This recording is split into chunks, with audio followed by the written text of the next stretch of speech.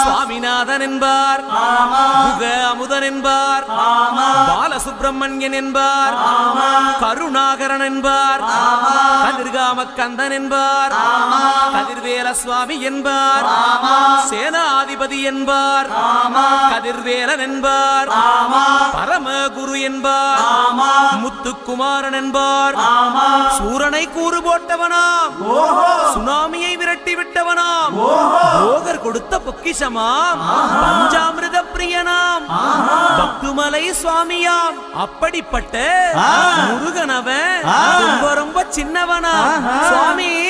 சின்ன சின்ன முருகைய